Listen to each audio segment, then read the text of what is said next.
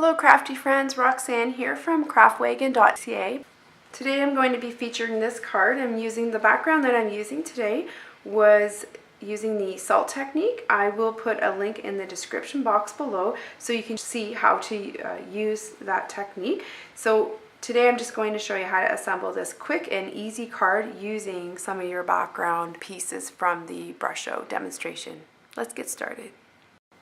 Welcome back to part 2 of the salt technique using the Brusho crystal colors from Stampin'Up.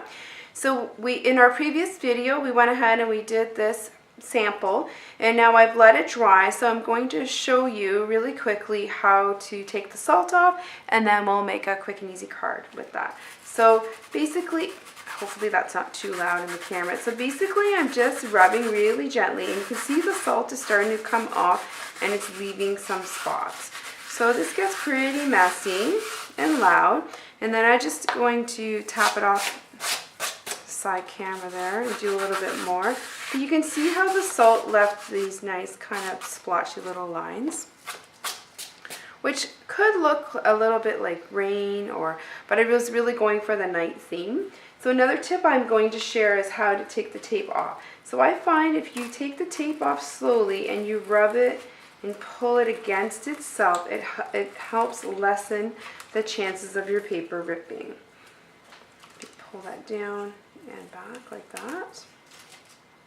Now this side here, you can see it started to come off when it was drying. So as it was drying, some of the tape stickiness kind of went away there. Okay, so then you're left with a bit of a border.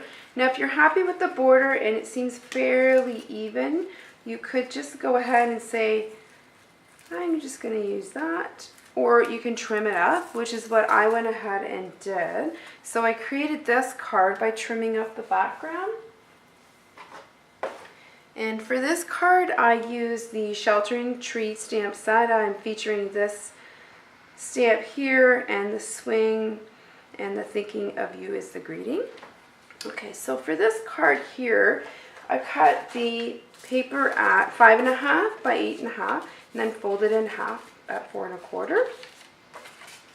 And then for the black background paper, I'm going to use 4 7/8 by 3 5/8. Then I cut this watercolor paper down to 4 3/4 by 3 1/2. I also used the Tranquil Tide ribbon. It's about 10 to 12 inches that I'm going to use. And what I'm going to do, so this card, I put the ribbon around this way, and I didn't use a map on this one. But for this one here, I'm going to do the card this way. So to do that, I just put a bit of tape here, like this, and then we're going to put the matting on the top when we're done, so it's going to look like the ribbon goes all the way around, which it almost does. So you just want to make sure that's even, which it's not. I think I want this side to come down a bit more. So like that, and then like that. So there you go. You can go ahead and trim that off if you like. Okay. And then I also use, for the bling, I'm using the metallic enamel shapes as well. So to do this one here, again, I'm using Memento ink, and I'm going to need my foamy pad.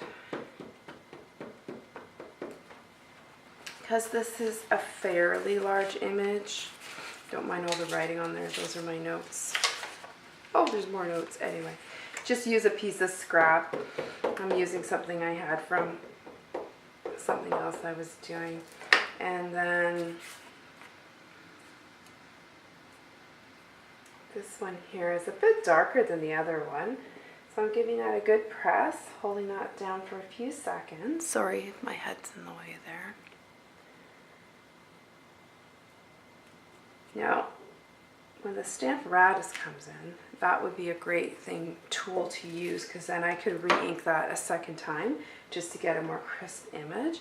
Then I decided I wanted to use the Thinking of You greeting. So I went ahead and I thought maybe I'll have a little swing here. Just to give the idea that maybe I'm sitting in the swing, just thinking of you. Not sure what we're thinking about. Anyhow, so that's that, and that's the card done. Now I'm going to take my fast fuse, if I can find it on my table here. And I'm going to use the fast fuse because, again, like I said before, the fast fuse is kind of nice to use with the watercolor. So remember to hold it and give it a little check and a little check. And for my black cardstock, I just wanted a really thin border. So I'm having just like an 1/8 of an inch border. That was not very good. So with the fast fuse, you have to be careful because it's very sticky. So there we go. So I'm happy with that. So rub that on the back like that. And then I'm using the Thinking of You. So again, getting my 1/2 inch strips here out. Thinking of You greeting. And stamping that up in the middle, like that. And then I think I want this to be my straight edge, so I'll trim there, close to that edge, and then a little bit, leave a little bit here to do my flag. So snip in the middle, and then corner to that snip line, and corner to the snip line, and that's how you get the little banner. Pull that away, get rid of the garbage. So bring this card back in, and I'm going to get dimensionals for this and put dimensionals on the back of my black mat here. And remember, if you just press your nail down in the middle, that kind of loosens the backing for the dimensionals, helps them come off a little bit easier. There you go, like that. Okay. So there's my swing, Thinking of You at night, by the water hopefully. There we go. And then I'm going to use the mini dimensionals for the greeting. So I'm running low on the little bits there. But you know you can take these parts here and you can snip them, and then you can use that, all the edges there. So remember to make sure to use up all your little bits there. Okay, so then, that's perfect right there. So there's Thinking of You. And so I've got silver stars in here, and I have the gold stars. So I think for this one, I'm going to use the gold stars. Just to change it up a little bit. I did use the silver in the other card there. So these just pop off, and they're adhesive, so you just put them on there. And it looks like I have 2 stars, 2 gold stars, so maybe I will do a dot as well. And there you go. So there's my card done.